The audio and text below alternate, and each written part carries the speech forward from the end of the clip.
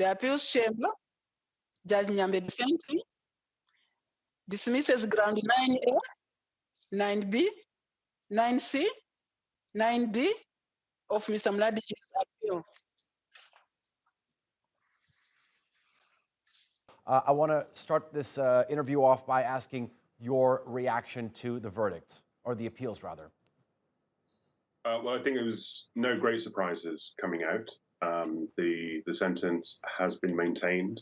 I think it is very disappointing that they have not dealt with genocide in the 6 other municipalities, as we just heard from the correspondent in the Hague. Certainly, we were hoping for that to be extended. I mean, of course, the prosecution appeal on these points, there was some skepticism as to whether they would succeed at this late stage, because Mladic would have no opportunity to appeal if there was a different decision being reached.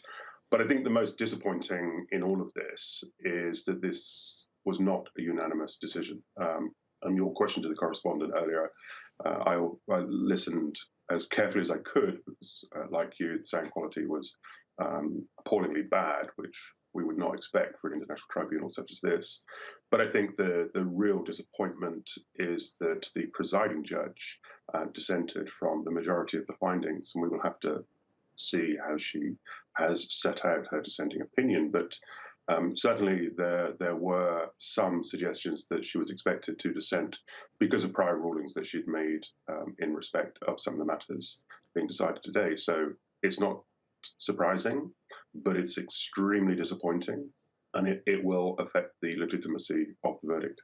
Okay, let me just sort of fill in the blanks to some of our viewers. That the presiding judge in the case, Nyambe, back in 2012, gave a dissenting opinion on the conviction of one of the 7 assistants or assistant commanders of Ratko Mladic, arguing that the evidence against him was perhaps circumstantial. All right, so we know that this is obviously going to play into the general feeling of the verdict. I've been talking with Axel and our other correspondent, Samir, who is in Srebrenica, before the verdict began. And I think one of the biggest problems is sort of moving forward is the institutional denial of this genocide. Do you think this verdict or the appeals judgment, sort of what it will do in terms of that? I think, regrettably, you will see that communities are still very much divided in the former Yugoslavia, in Bosnia and Serbia. Having spent 9 years there myself, and my wife is Bosnian, she lived during the siege of Sarajevo, there is still very much this division between the communities in accepting and acknowledging what has actually happened. I mean, even today, you've got a member of the Bosnian presidency from the Republic of Srpska, Milorad Dodik, who again is questioning the legitimacy of the tribunal, and again referring to Mladic as a soldier, not as a war criminal. That's likely to continue. I think it's very difficult to change that mindset. The International Criminal Tribunal has done a great deal to try and change that through its outreach in relation to its activities, and also the domestic institutions with the international community support has tried to address that.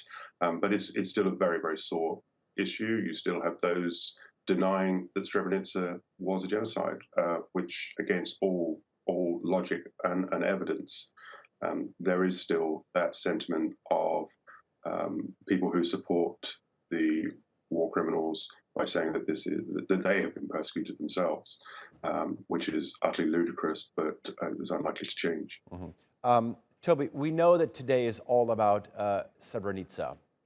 We know how close you are to this case, but I want to ask you, as a human rights lawyer, looking at what's coming out of The Hague, of this UN court, we also know that war crimes are being committed across many conflicts, across many countries in the world today. Syria is a country that comes to mind first. Do you feel that today's verdict will perhaps provide a message to others that are experiencing, going through conflict today? Yes, and I think the message that I always try to make clear, certainly in the work that that our group does on Syria, on Yemen, on Libya is that the wheels of justice and international justice move very slowly, but they do move. And we've always made the point, we've always used Ratko Mladic and Radovan Karadzic as two examples that they will be held accountable one day. And we certainly hope that Bashar Assad and his cronies will ultimately be held accountable for their crimes. So I think it does send a very clear message, notwithstanding that, some flaws in the process and notwithstanding the presiding judge's comments. I think the verdict is still incredibly important. It's one of the most important decisions to come out of the international tribunals, and it will serve as a reminder to victims and civil society that we are in this together, and we have to ensure that there is a process of accountability together, and those that commit these atrocious crimes will be held accountable ultimately. There needs to be a process of accountability. All right, Toby, always a pleasure talking to you. Thank you very much for coming on the show. I do appreciate it.